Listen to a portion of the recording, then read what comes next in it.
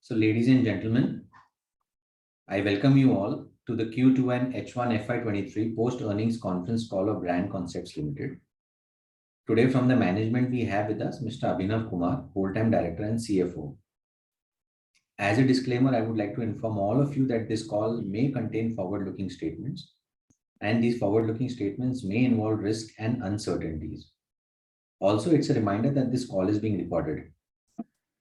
I would now request the management to talk a bit about their business, and there will be some participants who are new to the call, and kindly brief the participants about your performance for the quarter and for the half year ended September, post which we can open the floor for Q&A. Over to you, Abhinav. Thanks, Vinay, and a very good afternoon to everyone. Welcome to the H1 post-result call. Just giving a brief about what we do. So we are a fashion accessory company where we deal in three major categories of travel gear being one of the categories. Then small leather goods, where we do men's, women's, belts, wallets, and other small leather items. And the third category is women handbags. These are the three categories that we deal in. And we work on a model, something known as licensing. So what licensing essentially does is that we take the license of a brand, which gives us the rights to design, develop, manufacture, and then obviously sell it across the market. So that's our basic nature of the company. Currently, the brands that we have is one, of course, is Tommy Hilfiger, which is our most prominent brand right now. And then we have our own brands by the name Vertical and Sugar Rush. So at present, we are actively involved in these three brands. In terms of the results, if you'll see, we continue to grow very well. Quarter on quarter also, we've sort of given a very, very good growth. So on a yearly basis, if you'll see, the revenues are obviously more than a 71% kind of a year-on-year growth. Our EBITDA is more than 100%. PBT is almost 300% kind of a growth. Net profitability has gone up by almost 250%, and PAT figures are almost 350%. Right, so that's the kind of growth that we've been able to generate. And rest, I think I'm assuming that everybody would have gone through the presentation. So without much ado, let's open the house for Q&As. If anybody has any questions, and willing to take those questions and answer. Thanks, Abhinav. Akash is already unmuted and raised his hand. Go ahead, Akash. Yeah, hi. I think that clearly the numbers are. Hello? Akash, you muted yourself by mistake. Yeah.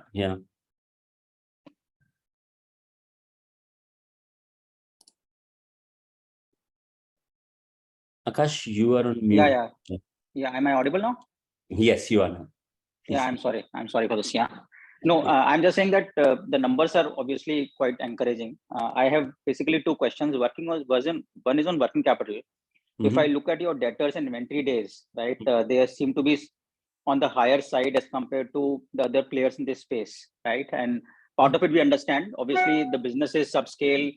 It is growing, so working capital will not be as efficient. But clearly, on the debtor side, there seems to be a significant gap with other players in the industry. So one is, how are we tackling debtors?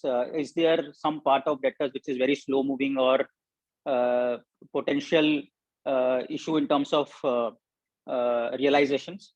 So I think one is on debtor days and inventory, but debtor days in particular. And the second thing is on, I think with Tommy, there will be a plateau that will hit eventually, right? This year has been a great year, but there is as much you will be able to grow a particular brand, especially when you're doing accessories. So our ability to grow non-linearly will depend on us acquiring more brands. And you've written about it in your PPT as well. But is there any progress, any short-term timelines that you can give us a sense in terms of where do you think we can add more to a good brand to Tommy to then have non-linear business growth? So that's the two things I wanted to check. Yeah. Okay. So first, answering on the working capital. So if you'll see, till last year, I think I would agree with you that in terms of our inventory and debtor days, we were pretty high in terms of our peer group. Now, I'm not sure which peer group are you referring to. If it is generally we are compared to a VIP and Safari, and if you are referring to VIP and Safari, this 6 months figure, if you will see, in fact, in our working capital days, we are far better than both the players. So if I talk about inventory, we are at 127 days, whereas VIP is at 58 days of inventory, and Safari is at 74 days. In terms of debtors, if you'll see, we are at 58 days of debtor, whereas Safari is at 61 days and VIP is at 44 days. So net, once you reduce the creditors from there, VIP is at 100 days of working capital cycle, Safari is at 102, whereas we are at 77 days of working capital cycle. So I hope I've answered that first question of yours. In terms of another aspect in the debtors that you asked, whether we have any slow moving debtors or so whatever, if generally we don't have any bad debts or slow moving debtors, but whatever, if we have to provide certain these things, like for example, last year Central was a fiasco, right? So it shut down the stores and the whole Future Group went into this thing. But thankfully, we were prudent enough to have taken the call on Central much in advance, and hence there was a very minuscule amount which was finally stuck with Central to the tune of some 20 odd lakhs, 25 lakhs. Whereas if you'll see, at one point of time, Central was almost a 7.5 crores debtors in our books. So we are pretty vigilant on every account of ours, and we take whatever measures we have to take very, very swiftly. So we're quite nimble in our approach, and hence we've been able to recover most of the amounts. So I don't see any threat in terms of any debtor at the moment. Answering your second set of this thing of Tommy would plateau. Yes, it would plateau, but the question is, when would it plateau, right? So if you look at today, pre-COVID, the industry size was about 24,000 crores, right? With the organized sector being somewhere around 5,000 crores, between 4,000 to 5,000 crores was the organized sector. So in terms of potential of growth, I think there is enough and more potential of growth for everyone. This industry is supposed to be, as in pre-COVID, now obviously the growth parameters have also changed.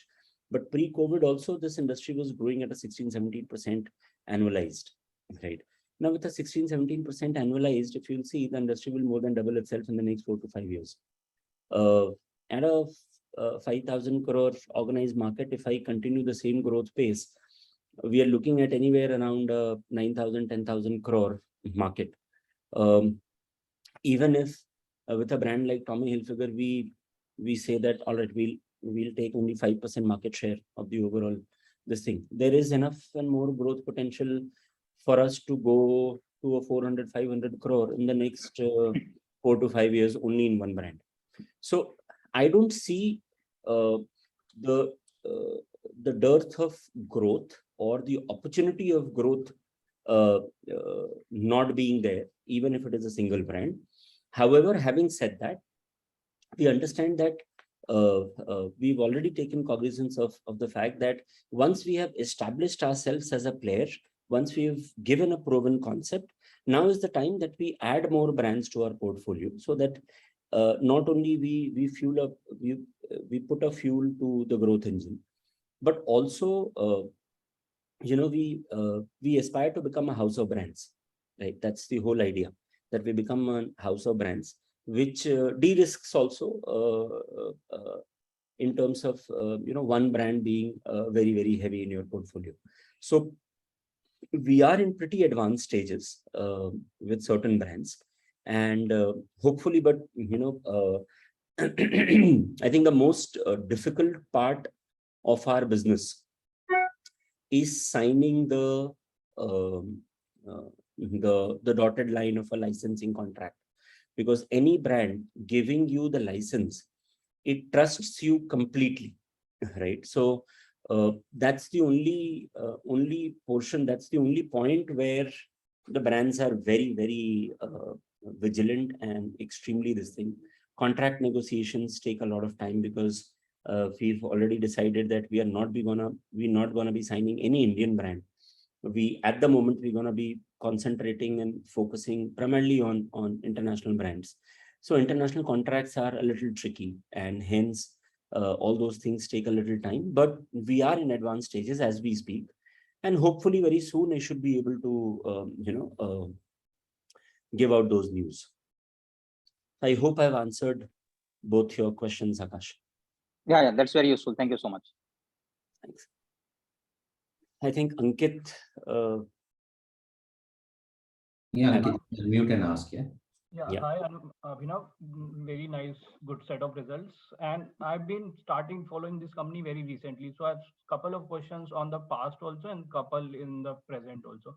Correct. So if I look at the presentation, we have left a lot of old brands which were not doing well, and we only have Tommy right now. And you have been you worked with Tommy Hilfiger for a lot of years, and you were there. So can we say that the company got this brand because of your contacts, and that is helping us?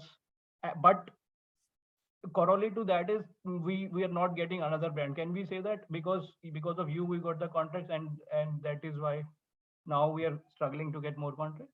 Uh, so, all right, very interesting question.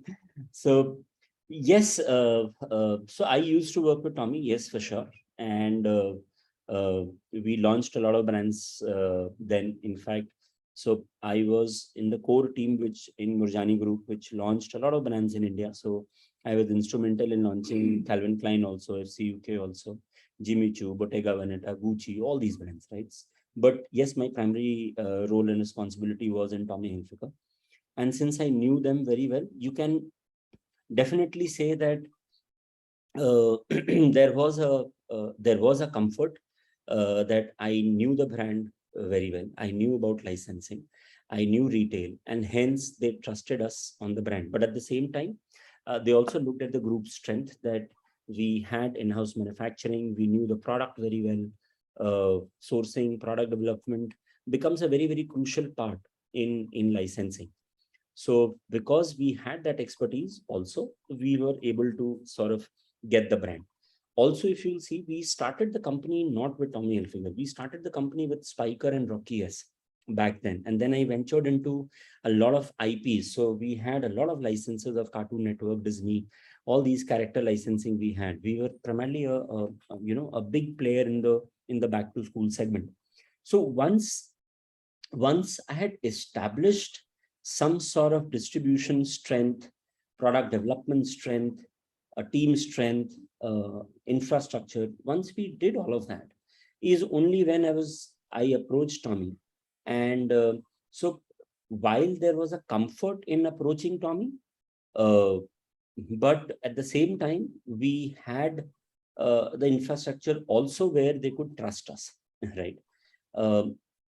Going forward, I think again, we've been in this industry for a pretty long time, and approaching new brands, it's not that since I've not worked with those brands will not come with us.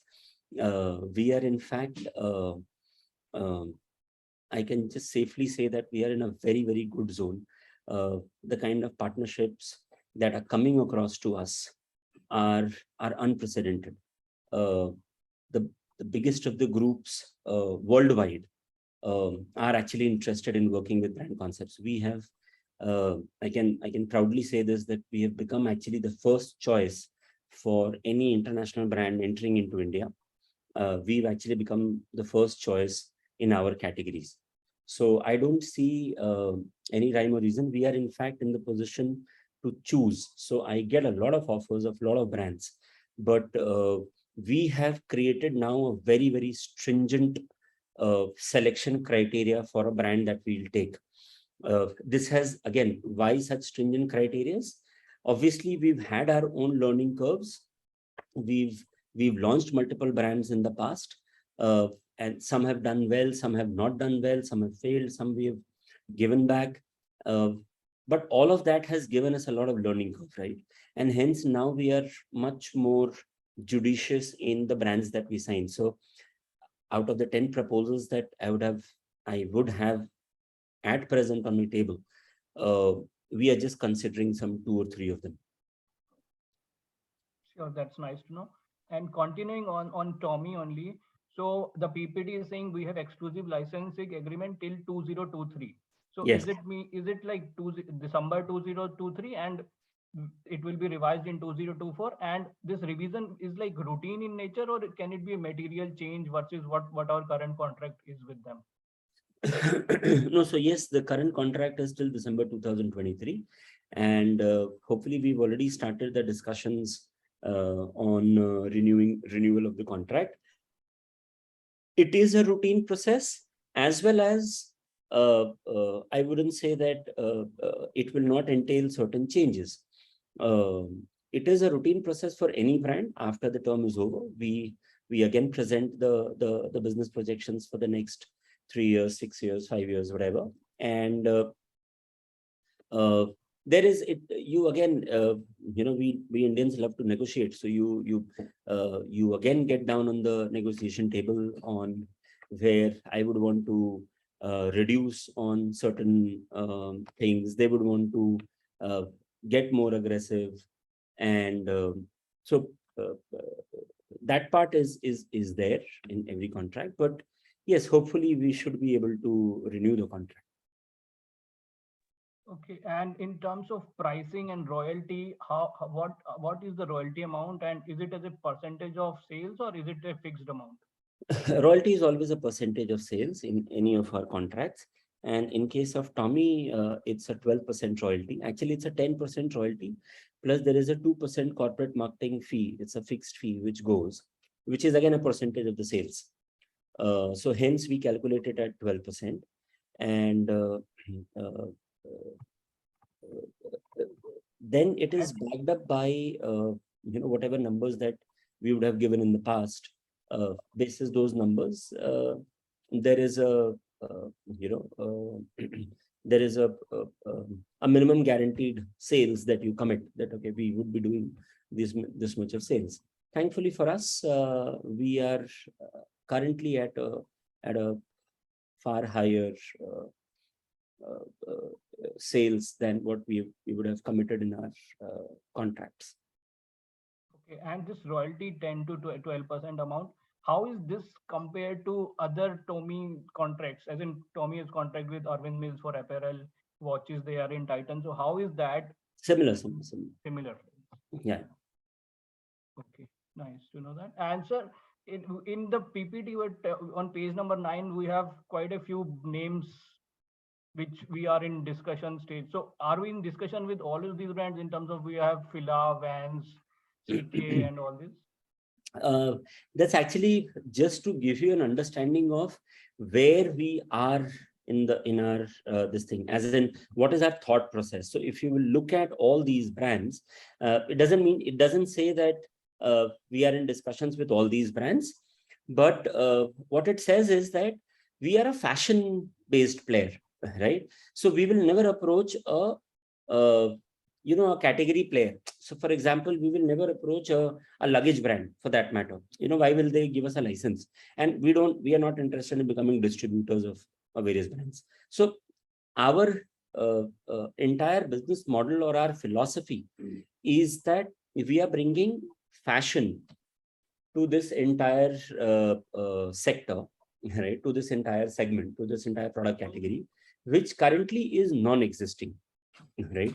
So we are the only fashion players in these categories, and hence the brands that are featured over there basically gives you an idea that these are the kind of brands that we would be targeting. Sure. And you talked about three product segments that we currently are working. So any revenue split between the three, and are we looking for more products extensions also?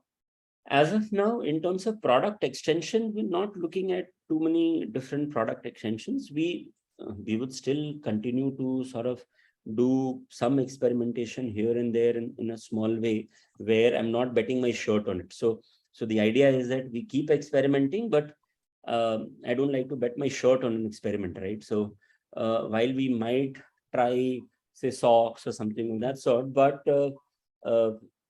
primarily we're going to be sticking to our core competencies, our product categories that we sort of master in. In terms of the product split, if you'll see, for us right now, leather is a bigger category, right? So small leather goods contributes the highest. It'll be close to almost 50% of our overall sales. Whereas your travel gear and women handbags, so travel gear would be another 40-45%. Women handbag right now, because since we left and Global Desi, after that, since we don't have a brand right now in our portfolio, we just have our own brand. Hence, women handbags becomes a smaller sort of a percentage. But that's the rough split. And the question on margins. So we had 12.5% margins, and despite paying 12% royalty, while company like VIP and Safari are almost similar margins to us. How are we managing so well in terms of margins, and any guidance you would like to give on margins? Here it is very, very clear. Right now we are operating in the premium space, right? And we want to strengthen this premium space. The moment you VIP and Safari, if you will see, their major growth is coming from the mass segment, right? Where obviously the margins start taking a big hit, right? We currently are not focusing on the mass segment. I think there is, it helps us in many ways.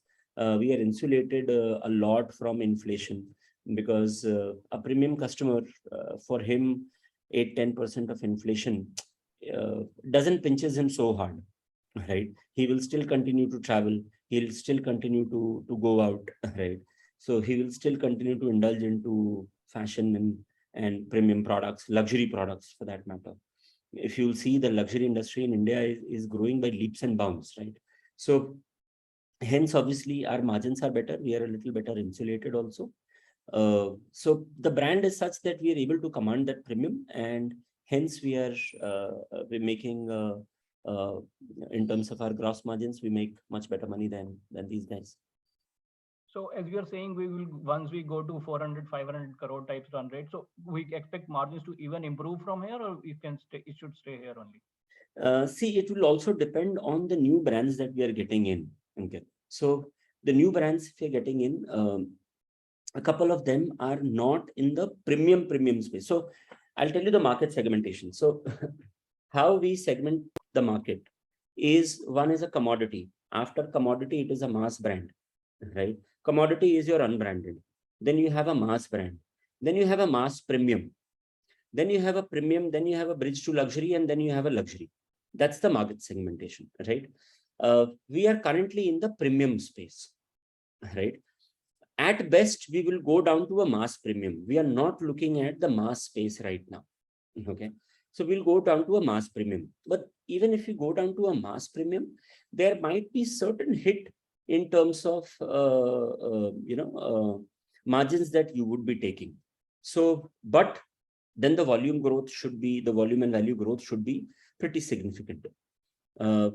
So the way I foresee is that, even once we reach a 400-500 crores, if I'm not able to better these numbers of earnings, we would at least like to maintain the same. We won't come down in terms of our earnings.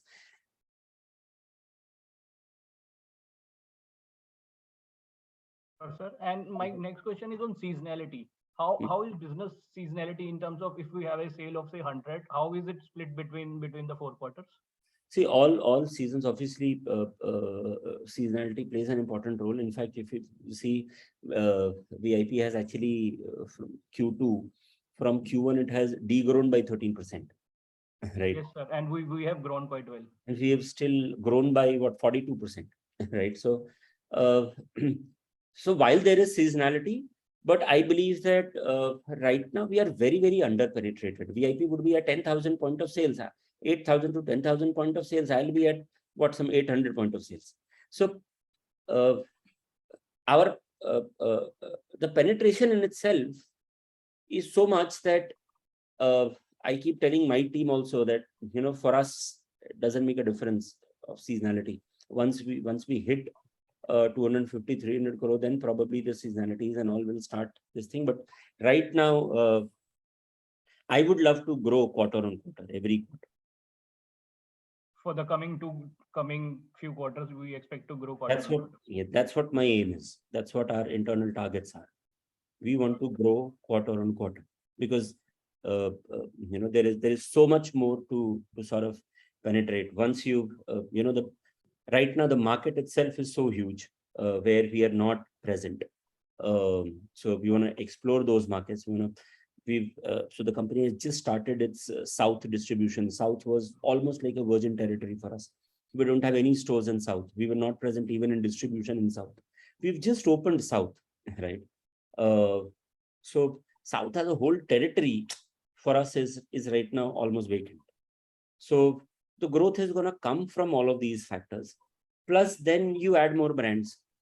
The moment you add again more brands, again the growth is going to come. So while seasonality is there, but I think for us, at least for the next few quarters, it should not make a difference. Okay. And in terms of, you're saying 800 point of sales, how do we want to reach say in 2 years? We want to obviously sort of double our or more than double our point of sales by then. Sure. And sir, we have a unlisted company also in terms of IFF offshore, which has a stake also, which has a small stake also in us, and they have been selling shares. So can you comment any plans on merger and how are that company is thinking? See, this is a question that has been that has come to me earlier as well, and so what I can comment right now is yes, there is a serious consideration on sort of merging the companies. But the decision would be made purely on merit. Though we see a lot of merit in it because this segment, it helps to have your own manufacturing, and also it helps us to expand into sort of other manufacturing activities also, that if you would want to do, as in again only our own categories. So Brand Concepts as a company is not a manufacturing driven company. My team is not exactly a manufacturing oriented team, and I would not want to sort of dilute the focus of my team from retail, brand management, product development to manufacturing, right? So it makes more sense to either take on a already running machinery which has the entire wherewithal to sort of sustain and grow in the future. So hence it is under serious consideration, but I can't comment anything further than that.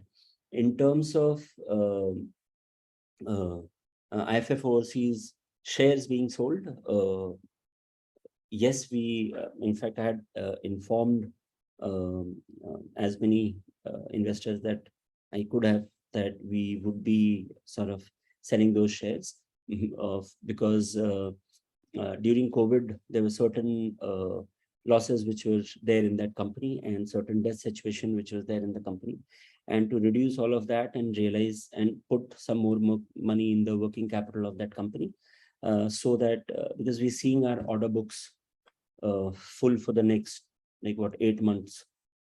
So the order books are full for the next 8 months, right? So there is this is the right time in India to be in the manufacturing, and specifically our segment, with China getting completely disrupted. So we don't want to curb the growth of that company because of capital not being available, and hence that decision was taken. Sure. So, and in PPT, you are saying that we are looking to enter into manufacturing also. So are we really looking, or is it like we are looking to acquire something? So as I said, if we, if for example, if we acquire IFF overseas, the manufacturing comes in-house, right? And so finally, when can we expect a new brand? Is it like this year we'll be getting it, or it like next year? Hopefully, in terms of, when you say year, are you meaning financial year or calendar year? Yeah, financial year, as in next 6 months, is it like possible? Okay, so our target is the calendar year. So hopefully, we should be able to. Calendar year is only 45 days, right? In next 45 days, you are expecting. Yes, hence I had said that I'm in advanced stages of discussion. Sure, great to know, sir. And that's it for my question. Thank you and all the best. Thanks, Ankit. We'll take the next question from Rajiv. You can unmute and ask your questions. Hello. Hi, Am Rajiv. I audible? Yes. Yeah, good afternoon and congratulations on good results.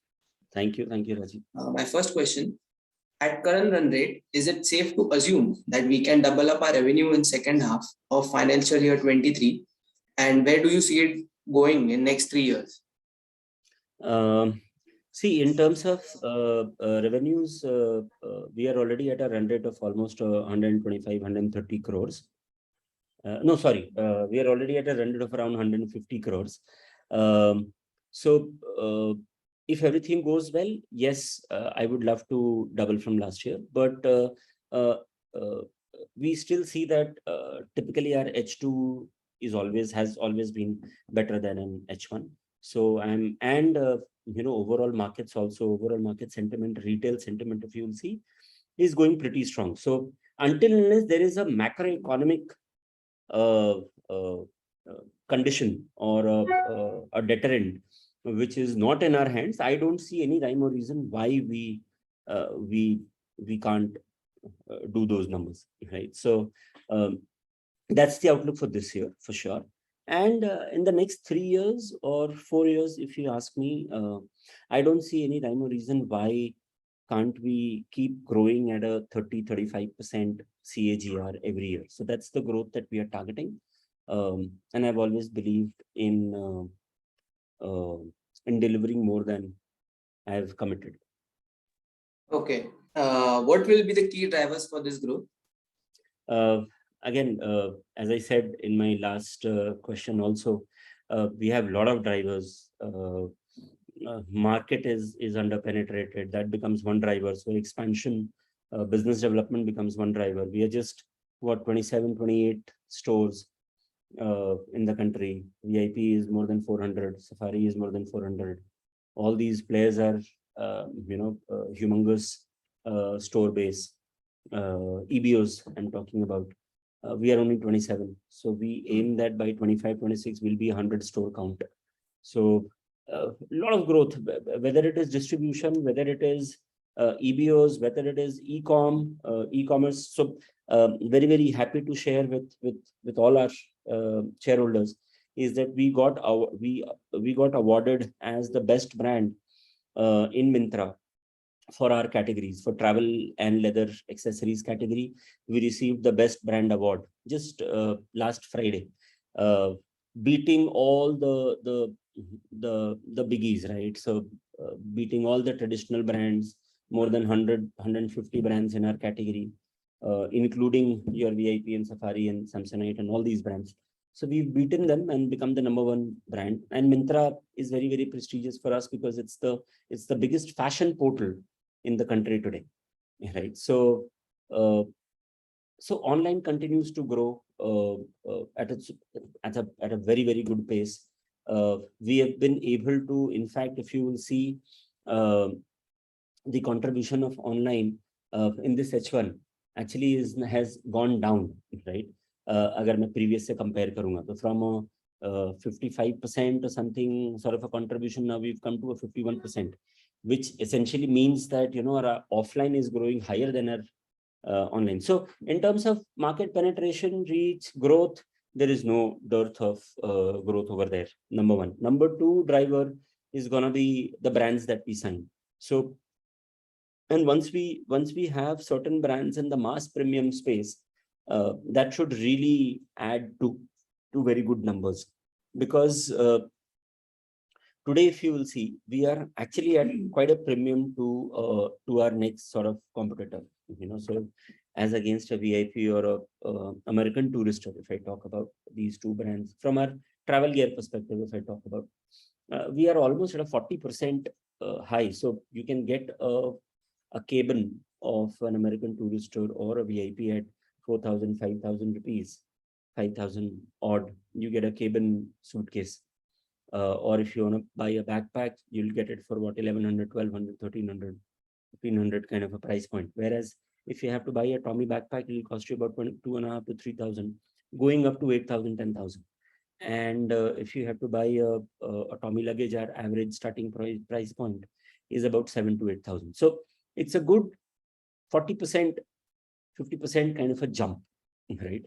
So for a customer to make that shift for fashion, obviously that shift is a little difficult, right? But the moment you have a fashion brand for which, if you're getting a traditional luggage brand for say 5,000, and you're getting a fashion brand for say a similar amount, as a customer, what will you choose? Right. So that's our endeavor. So if we can bring that in this industry, I think we would have disrupted the industry hugely. So that's our endeavor. So the moment we sign these brands, certain mass premium brands, which gives us that price parity, I think that in itself will be a huge growth driver for us. Okay. Next question. In say next 2 or 3 years, assuming we are at 300 crore revenue, what could it typically look like in terms of brand break up, that is existing Tommy versus other brands? It's very difficult right now to comment on such figures, but as I said, today Tommy is almost 80% of our revenue, 84% of our revenue, and we would want to bring this level down. Ideally, I would want to bring it down to a 25%, but obviously Tommy is going to grow on its own pace, and the other brands are also going to go on its own pace. So, but in the long run, if you will see, we would want to bring this percentage significantly down. But right now, to give up this thing of whether we reach 250 crores, whether we reach 300 crores, and exactly what Tommy would be in that, will be a little far-fetched for me to comment on that. Okay. My next question. What will be needed financially, management bandwidth wise, employee wise, capability wise, to get in new brands, and what's the plan to scale up on these fronts? So brands question, I think I've answered. We are already in advanced stages. So we are choosing the brands judiciously. In terms of management bandwidth, I think we have decent management bandwidth. We have a very, very strong team, whether it is product development, whether it is operations, whether it is finance. We have we have a very strong team in our in place. In fact, a company of our size and even our board of directors, if you will see, is a very, very good board of directors. I have always tried to fit in people from different skill sets, so that somebody brings a very, very strong skill set to the table. So from the management perspective, I think we are pretty good. In terms of employees, yes, we will continue to invest into good manpower and groom our own manpower also. I always believe in grooming leadership.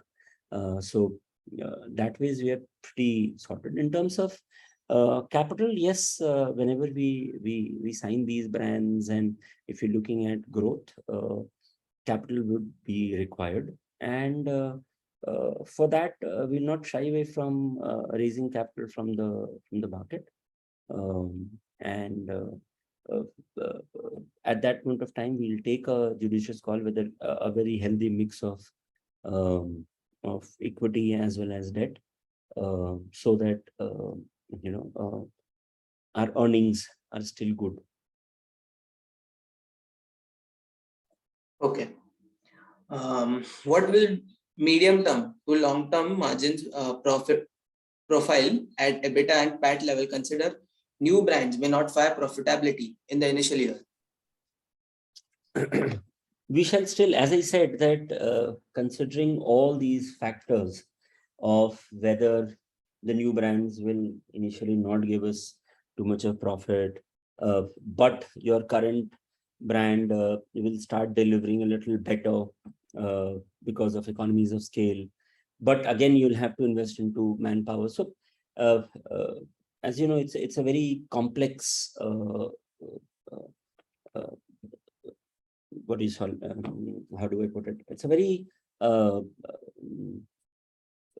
tedious thing to sort of sit and analyze, and we've done all of that. So we when we do our internal planning, we break it down to the T, right? So channel wise, segment wise, brand wise, product category wise. So we deep dive into our figures very well. And after having done all of that, is what I'm saying, that I can safely say that we expect to, if not better, continue delivering similar levels of profitability. Okay. What's the plan on bagline stores for next 3 to 5 years? We plan to open about 100 stores, take the store count to 100 from the current 26-27 stores level in the next 3 years. And most of it would be franchisee owned. So about say 25% of the stores would continue to be company owned, company operated. 75% of our model is going to be franchisee owned, franchisee operated. Okay. How do you plan to fund this growth with respect to new brands and increasing bagline stores? I think I answered that. For whatever growth capital is required, we would go in for, we will not shy away from going for a fundraise for that. And then we'll take a mix of fundraise and then leverage our banking also a little bit. Okay, thank you. That's it from my side. Thanks, Rajiv. Thanks, Rajiv. Anybody else who wishes to ask a question may use the option of raise hand, or optionally you may unmute and ask a question. Utsav, you can go ahead. Hi. So my one question is that is there an opportunity to build this outside India as well, or will we always be a India-centric company? All right, a very good question, Utsav. Thank you. So yes, so if you ask me from an inspiration perspective or a vision perspective, I would love to see Brand Concepts be a billion-dollar a global enterprise, right? That's probably what the vision or mission is. And as we speak, in fact, for one of the brands, we got an opportunity for a foreign market. I went to those markets. I explored, sort of putting in a distributor over there. So, so while we intend to, I would love to see us expand internationally as well.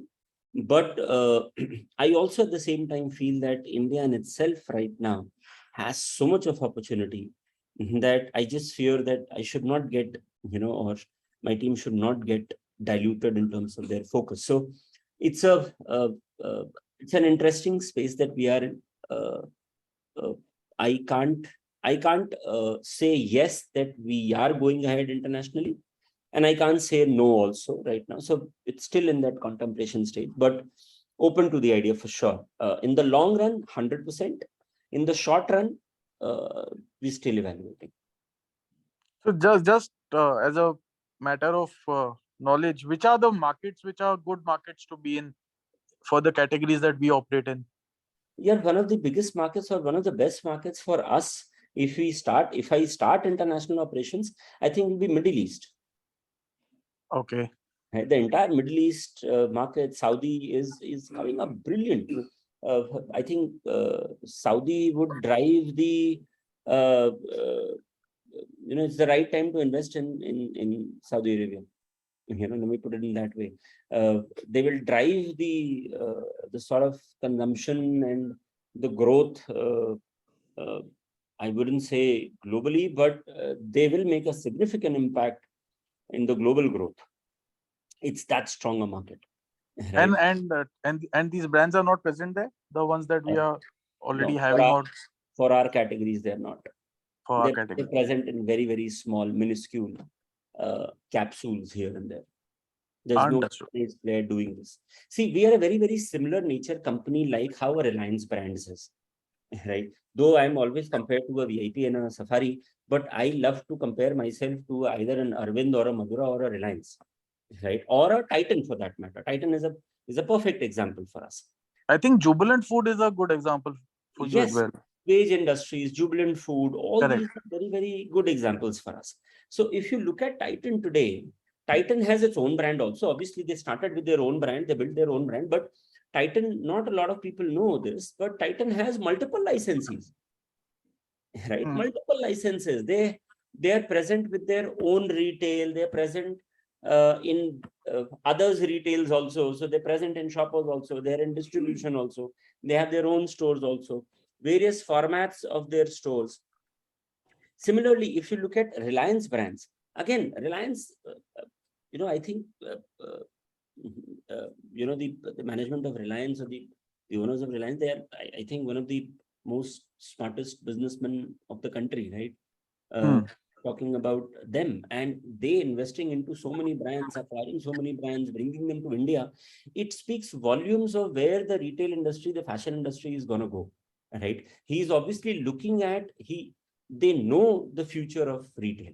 They know the brand story, because all these brand stories have already happened in the Western countries of US, Europe, China, for that matter now, right? So with multiple brands, multiple these things. Now, these guys are focused on apparel. And obviously, apparel is a much bigger play. I am a focused accessory player. So the more brands which come into India, more the opportunity for me to partner with all these guys and deliver the accessories. So I become the go-to partner for accessories. That's the whole idea. So yes, so similar is the situation in Middle East. There also, all the big players are concentrated primarily on apparel. And this is the segment which is still quite open. Understood. Thank you. Thank you so much. Yes, sir. Sir, we'll take the next question from Ankur. Ankur, you can unmute and ask. Thanks. A quick question from a supplier perspective. Yes, Ankur. Let's say, what percentage of your material comes from top 10 guys? Is there a concentration on supplier side? Concentration on the supplier side?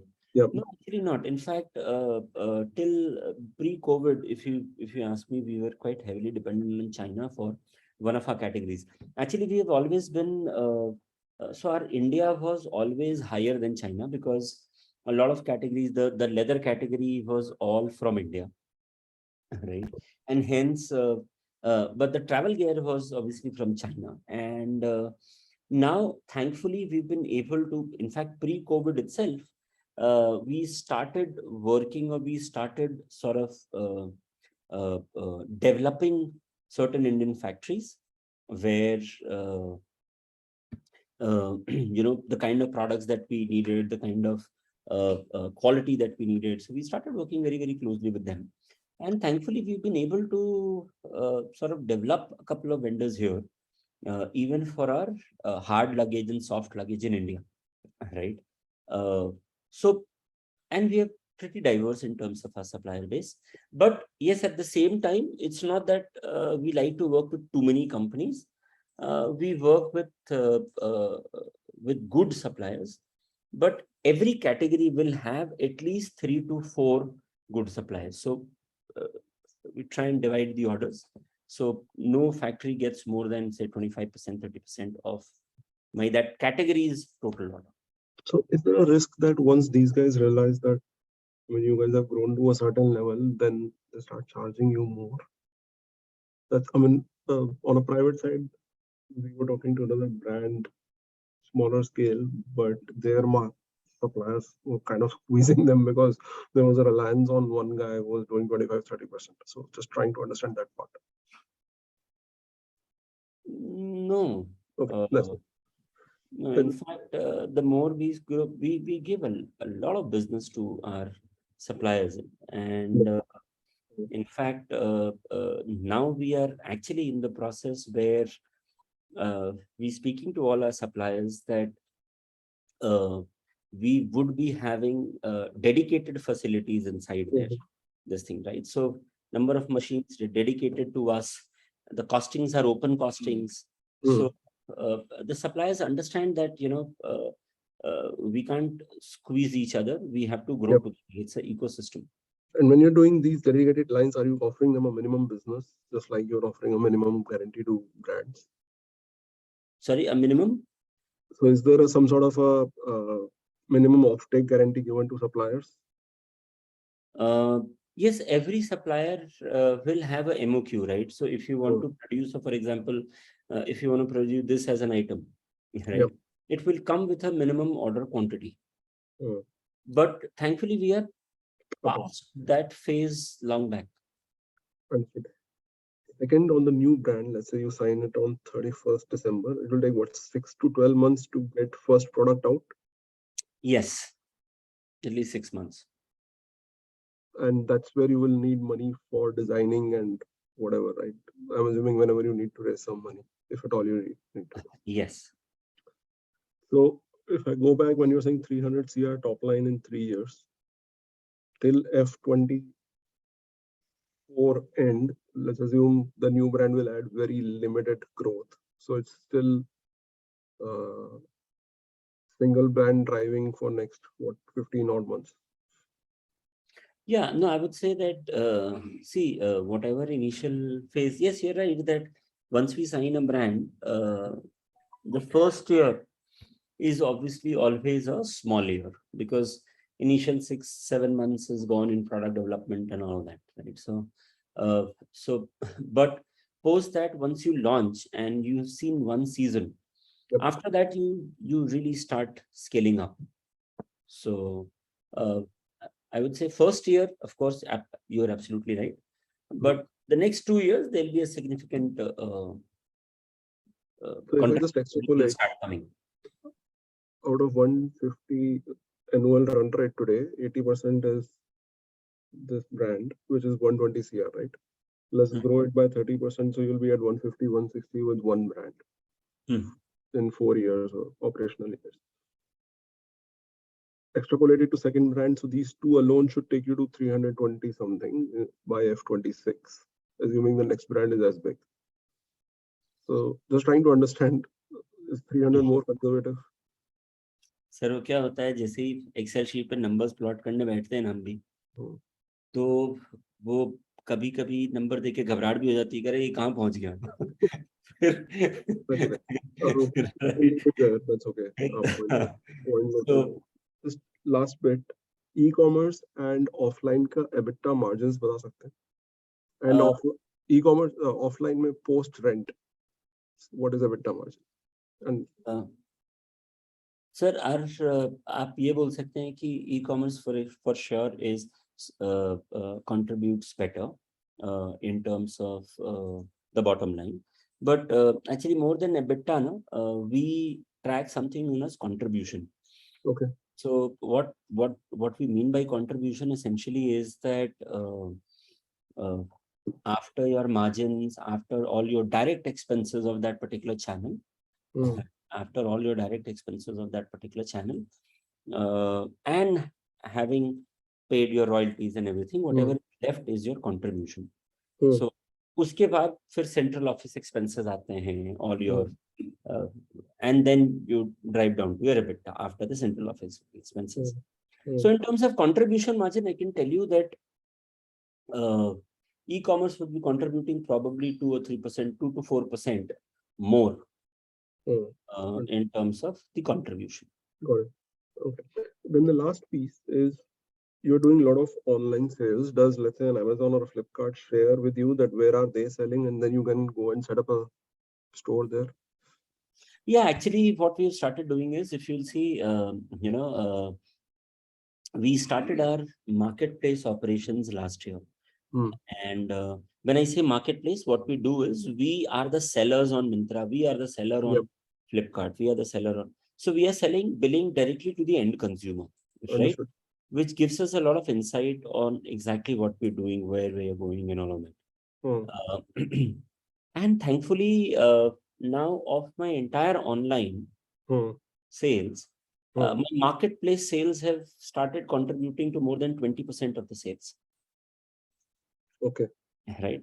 So it is giving us a brilliant insight on where our customers are, who our customers are, and we are able to upsell also. We are able to control the discounting info, and controlling discounting, is straight away addition to your bottom line. So we are able to do a lot of other things.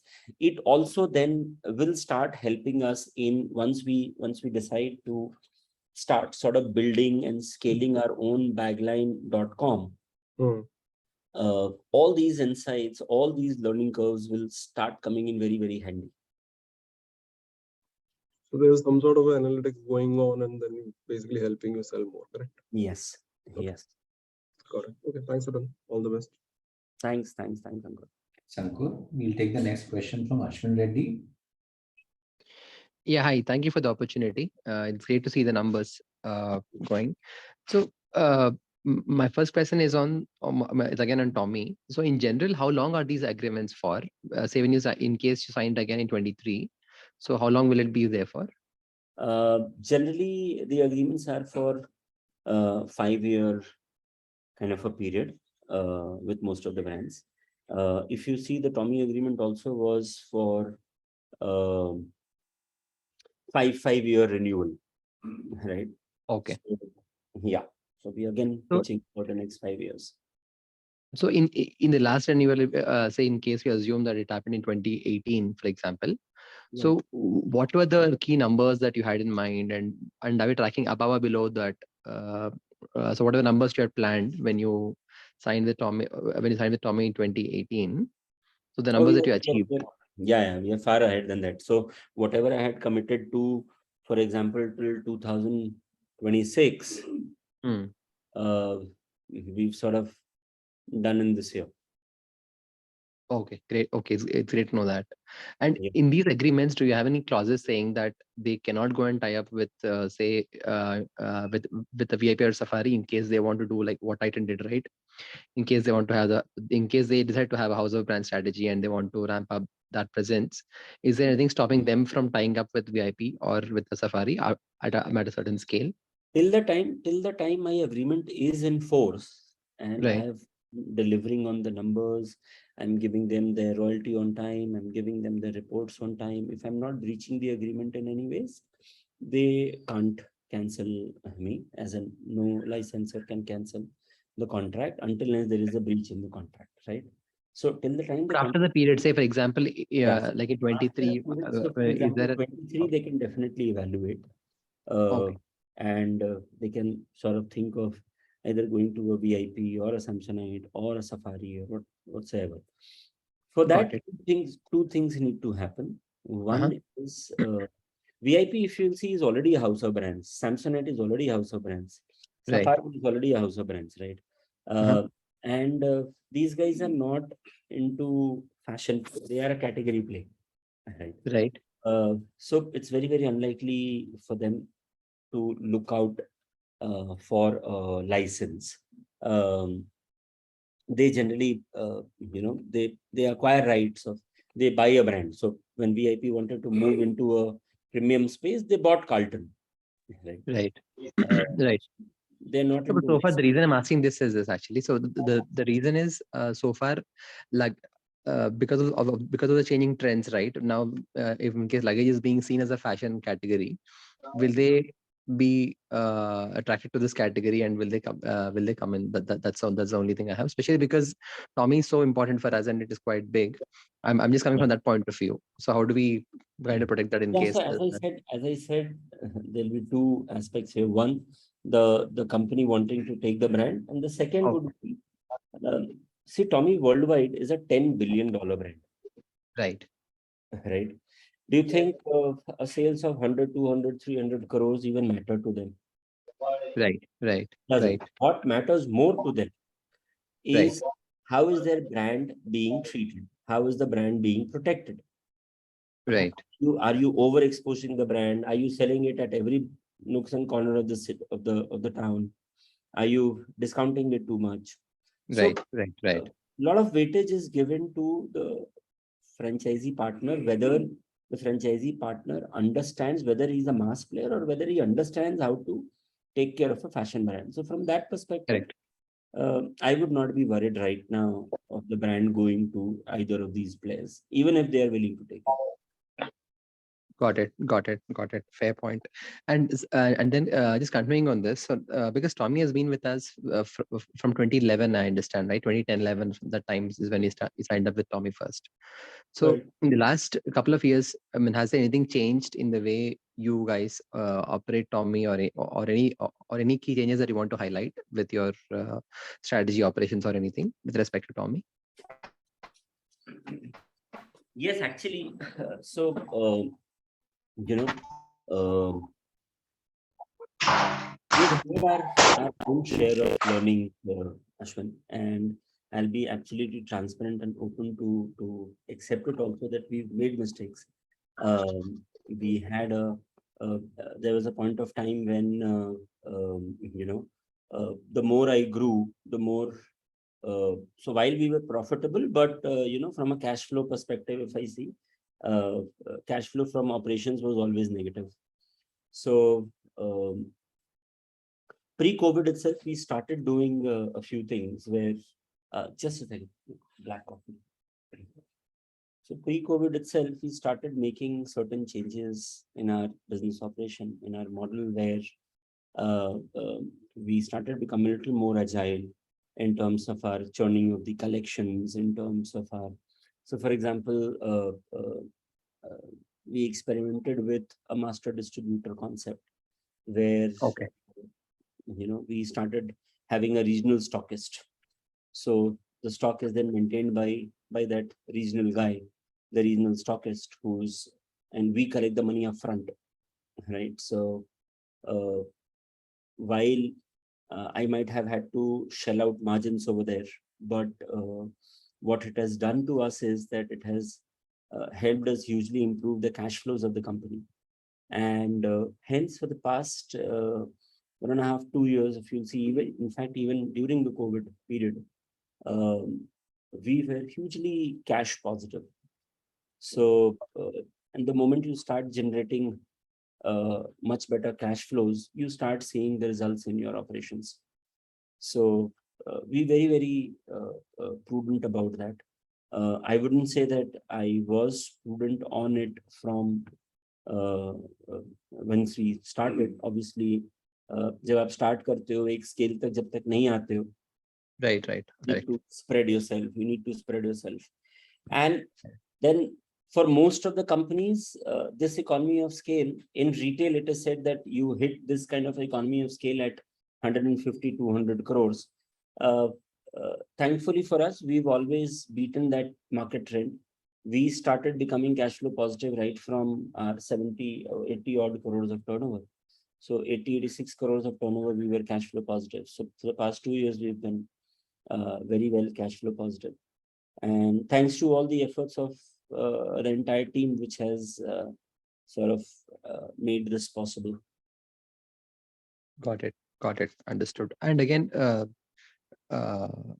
So especially for Tommy, so what proportion of the sales comes from the company-owned, company-operated, and franchisee-owned exclusive stores that you have, and what is the online plus the large format stores? I understand the numbers have been given for the overall company in the presentation, but I was just curious about Tommy specifically. How much is the LFS plus online, and how much is the Coco plus Fofo that you have?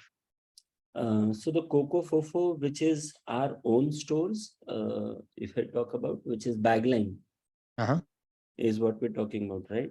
Right. Yeah. So that contributes to about 10% of the sales. Large format, so Coco is they're almost equal. 5% is Coco and 5% is almost Fofo for the Q2 figures that I'm talking about. Okay. Yes. Then in terms of if you look at online for us is about 51% for the entire H1. It's about 51%. 49% of the sales is offline. If you talk about if you add another EBO, which is the Tommy Hilfiger flagship store, which is the apparel store. So there also, whatever product that you see of small leather goods and everything is through us. Okay. So Tommy buys from us and then puts it in their stores. So their stores contribute about 10% of our sales. Okay. Got it. And yeah, rest everything. So 10% is theirs, their own stores. 90% is outside of their stores. And in totality, if you will say, offline is 49% and online is about 51% of our sales. Understood. This is actually quite helpful actually to understand this better. And my last question actually, if you just go back in time, you had the acquired license for and Global Lacy, right? So what happened there? What changed? And what was your so basically what changed? So why did you again get out of that agreement? There, the scenario was just the opposite. Okay. So while we were doing good sales, but 80% of the sales was happening through their own stores. Right. And okay. Yeah, and while we did good sales, so we were doing almost 70 to 80,000 units. So we were doing almost 10 crores plus of sales. We had achieved in the year that we thought of letting go of the brand. But I'll tell you, so a couple of learning curves. What we understood is that apart from their stores, the sales was not coming. We were not able to expand. And one of the reasons we realized these are so these are experiences which क्या आप कितनी भी किताबें पढ़ लो, ये करने के बाद ही ये experience हो पाता है. Where it was such a small thing which we realized later that and Global Lacy both, if you'll see, are Indian kurti brands. They're big brands. Right. They're very well known. They're the number one brand today in the country when it comes to kurtis and all of this. Handbag is primarily a Western category. Right. When handbag is a Western category. आप वो Indian potli bags कितने बेच लोगे? It's not commercially, then it's not a big category. Right. So the consumers were not able to actually marry the two, and a kurti brand selling a Western handbag. So while in their own store where they had a captive audience, our sell-throughs were amazing. We were doing more than 65-70% sell-through in full price. Seasonal sell-through was close to between 84%, around 81-82% for Global Desi and touching 90% plus for and. So while our sell-throughs in their stores were brilliant, but then I obviously I have very good relations with them. So I went back and told them that why are you giving me the license? I'm not able to do anything outside of your stores, and at the same time, I'm not here to fund your inventory. So you might as well use me as a product management service. I can design, develop, manufacture, and give it to you rather than your inventory. Got it. Great. Thank you so much for these. Thank you so much, and good luck. Thanks, Ashwin. Ashwin, we'll take the next question from Ankit. Thank you for taking my questions again. So my first question is on the new brand that you are talking about. How much will be the break-even time will first year? आवाज थोड़ी कम आ रही है. Sorry, can you hear me Ankit, now? your voice is a bit low. If you could speak a bit louder, closer to your phone. Sure. Can I try now? Yes. Yeah. So first question is on the new brands, as in you're talking about how much break-even time will be there, and will first year be loss-making or first year outside will be profitable?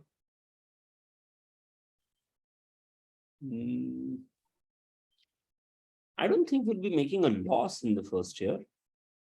The contribution might be low, but I don't think we'll be making any losses in any brand going forward. As in, it'll be really very, very difficult to do that kind of a in-depth analysis. See, when you say loss in the brand, could you clarify a little more whether it is a gross margin loss or you saying Maybe EBITDA level loss because of high cost of operations and all? Or see, our cost of operation already is there and it's being taken care by our current level of sales, right?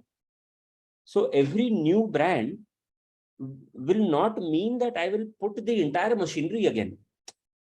Probably it might be a 5% addition in the machinery. So if my design strength, for example, today, if I have say 10 people in my design team, for example, if I bring in a new brand, I'll probably add 2 or 3 more, right?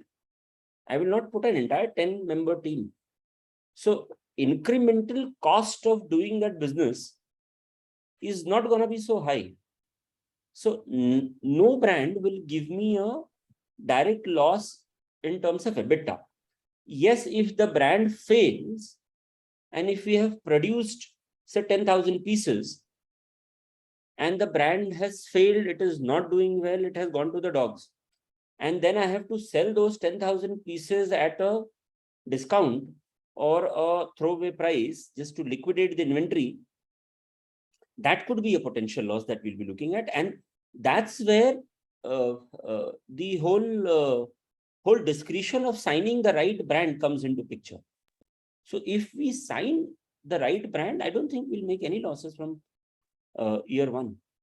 sure, got it. And in terms of key people management in the business, you are the one guy which is at the top. You are also in the conference call. So are there other people, good enough people involved, or is it like key man risk for to be worried for the investors? Sir, I'm sitting in this conference call because the rest of the team is working. Right. No. So we have a very, very good team. So the COO of the company is a gentleman known as Mr. Nabendu Chakrabarti. He is almost a 20-year plus experienced guy in retail. He was 11 years in Shoppers Stop, 2 years in Landmark Group Middle East. Then he was working with Future Group in India. Uske pehle he was in luxury watch retail. So, and he's always been an accessories guy. So very, very strong guy over there. In terms of our product, buying, merchandising, planning and all, we have a gentleman known as Mr. Sumit Jain. He's been with the company for, I think, what now almost 8 years. Joined us from, again, Max, your lifestyle group, Landmark Group in India. Our distribution head is a gentleman who has joined us from, he was earlier with Ritu Kumar. He was heading the entire business development and distribution business for Ritu Kumar, which is more than a 300 crore company. So yes, we have our finance head has been with us for a pretty good time, Mr. Kalyan Maheshwari. He understands the nuances of finance, right from collections to manufacturing to everything. Again, I think more than 20 years of experience. So we have a very, very solid, renowned, very sound team. And I've always believed in the fact that a one-man show can only lead you to a certain extent. So I empower my team a lot to take their own decisions, move ahead. And that's the overall culture that we have at Brand Concept. So not worried on the team front. In fact, I'm actually very, very happy and proud of the team that we've been able to build. That's very heartening to know, sir. And in terms of, I'm looking at shareholding pattern. So there are Maheshwaris who are the promoters, and Yes. you are in the public category holding 7% holding. Is that right? And can you comment on the group also? Yes, so they are the main promoters. So in fact, I started off, I am a founding partner myself, as in a founding CEO myself. And I joined them when we were starting this company. And the idea was very, very clear that uh, uh, they were the main promoters, and I had joined in more as a sweat equity at that time. And that's how it continues to be today. So they are the main promoters, and Prateek is the MD. And though he's not involved in the day-to-day operations of the company, because it's always prudent to have one person controlling the entire operations from that perspective, but he's involved in all strategic discussions and decisions and everything, all strategic decision-making discussions. He's definitely involved. Sure, sir. And on the guidance side, 30% growth guidance, what is the risk do you see in this kind of expectations other than, say, global slowdown, consumer India slowdown? Any other risk do you see? Sir अगर global slowdown नहीं होता है और ये वापस US किसी और की लड़ाई नहीं करवा देता है, I don't see any other risk at the moment for us. Sure, sir. And last question is on the Tommy side. And you are saying that we had 2026 targets, which we have achieved in 2022 only. So how are the Tommy guys behaving with us? As in, are they really happy with the work that we are doing, or how is it the things going on that side? Obviously, they'll be very happy, and because they're getting so much of royalty. But you know how it said, no, ये दिल मांगे मोर. तो अब वो क्या है, हर साल जो भी नंबर देता हूँ वो उस साल का बेस हो जाता है, अगले साल उससे और बड़ा नंबर करना होता है. So and yes, so but otherwise, I think you know, our relationship has been something sort of a dream run till now. With Tommy, working very, very closely on everything, right from product development to sales to everything. So very, very strong. We in fact travel with the Tommy team to the global Tommy's line opening every season. We are one of the licensees which travel every season with them, with the whole team, and we make our selections over there. So even if we have to buy something from the global range, because there are certain there could be certain products which you know, you wouldn't want to develop here because it's very expensive, or you'll not be able to meet the minimum order quantity. So a small portion of our line we import from the European collection, not the US collection, the European collection, because that's really high end. So to build the perception of the brand. So we travel together, we figure out the buys together, and they help us executing the entire buy, because globally they are registered into the system. Brand Concepts is not registered in their global buying system. So it is the India office which is registered. So we place our buys together. So that means we have a very, very healthy working relationship with them. No, sir, that's it from my side, and wish you all the best. Thank you, Ankit. We'll take the next question from Devrat. Hi, Abhinav. Hi, Devrat. Fantastic numbers, yeah. Thank you. Really, really happy to see that you guys are on the right path. I don't have too many questions out here. Just wanted some clarity. You know, I'm sorry I joined the call late. Okay. I thought the call was starting at 3. But yeah, I just had one main question. What is the status on the brands? You know, like in the previous calls, you had mentioned that you were intending to sign a few brands. So what is the status on that? And I mean, what is also the status on the Tommy, you know, license? I believe it's expiring in 2023. So when do we get the renewal for that? Like, what is the status on that? And how many years of a license is it going to be?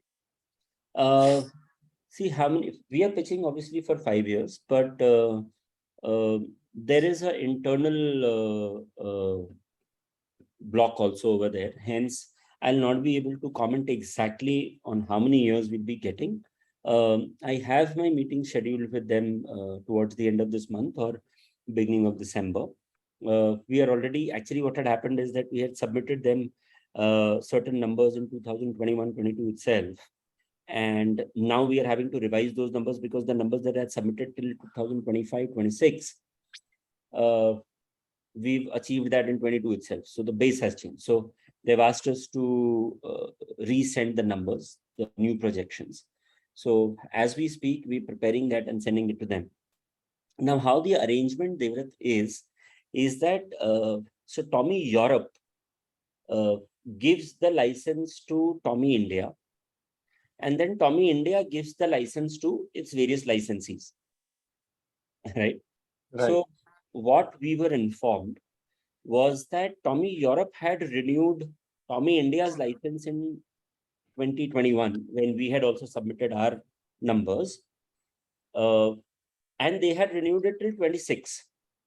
So if they have this thing till 26, so my first term will become till 26, and then it'll be another, once they again renew after 26 for 5 years, then my second term of 5 years will happen post that. So that's a technical aspect, but as I said, we are submitting our figures for at least 5 years, and let's see how it is broken into first term, second term, and all of them. So hopefully we should, so Tommy, as I said, the discussions are already underway, and hopefully sooner than later, we should be able to close that and inform all our shareholders. Number one. Number two was on the new brands that we were talking about. So I'd actually, before you joined, there were these questions on the new brands, and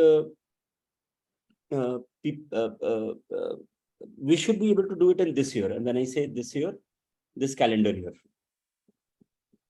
Okay. So, and I mean, I think I would have that. So this calendar year, you're saying you can close 2 to 3 brands, or like, what is your target? Like, do you have a target in mind?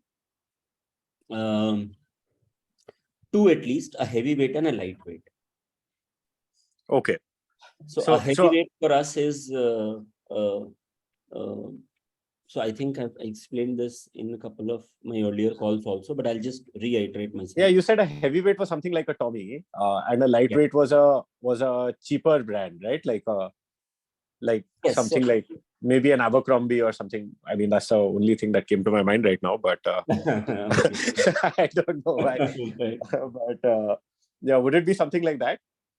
Yes, so a lightweight is a brand which has the potential of reaching 100 crores in 5 years retail, right? So we calculate everything through retail. So while our numbers are in wholesale, our 87 crores of so 76 crores of wholesale roughly transpires into 2 is the retail net sales. And when I say retail, again, after consumer discount, that's not the MRP, which a lot of brands actually quote MRP figures. Myntra, Jabong, Myntra, Amazon, all these guys quote gross sales, which is MRP figures. We track it as what the consumer has paid for that product. So into 2 is retail, right? So 76 into 2 would be about 150 to 155 crores would be our retail in the first half. So we're looking at 300 plus, out of which if 80% is Tommy. So you can safely assume that we're doing about a 240 crores of retail, 250 crores of retail in Tommy. So if we have been able to build,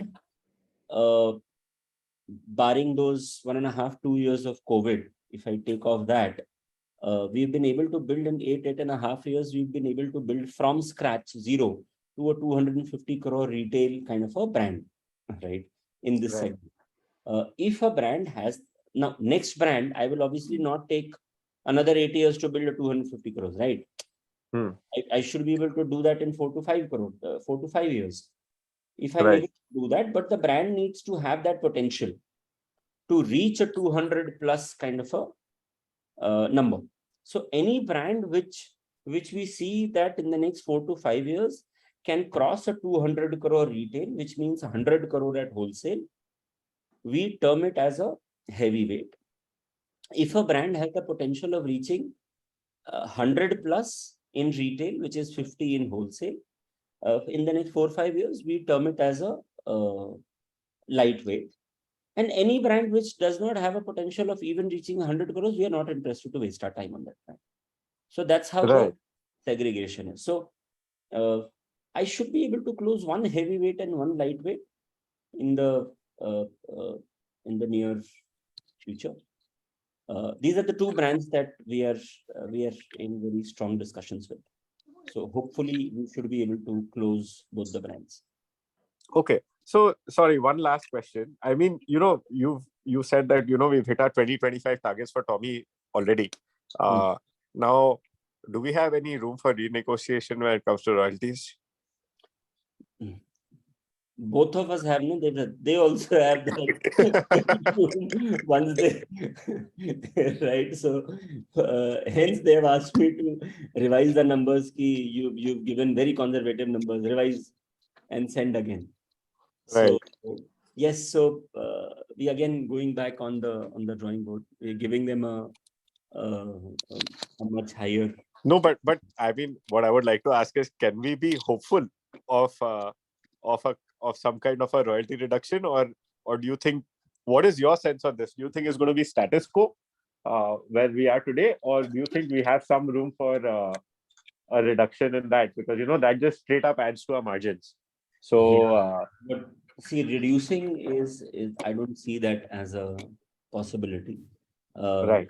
A brand like Tommy, they don't reduce on their these things. They would obviously pitch for a higher percentage, because their logic would be very, very simple, that if you are able to command, say, 30% premium on my brand, you might as well pass 50% of that to me, no? So correct. That's where, and you are still making 50%, 15% premium. So that's, it's always a negotiation. So where we land, but I am sort of trying that we at least get a status quo. The numbers are good. They're happy with the numbers. So let's see. And how is our performance? As of today, we've gone 1.5 months into the current quarter. So how has the performance been so far? Like if you had to look at October, November. In line with whatever I've been saying. So before you joined the call, in fact, I answered this thing that for us, our size is not so much, and there is so much of opportunity for us to grow, that I don't see seasonality hitting us too much. So I aspire to grow quarter on quarter. So far, the numbers are coming good. Let's see. I'm quite hopeful that we should. Okay. Thanks, Abhinav. Fantastic numbers. Thank you so much.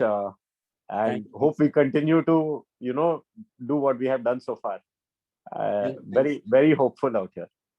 Thank you, Devrat. Thank you. Thanks, Devrat. And I think let's end it here now, because we've shot over time. So, Abhinav, would you like to give any closing comment before we finish this? Yes, I think Ashwin has raised his hand. If there is a question. Ashwin, do you wish to ask a question?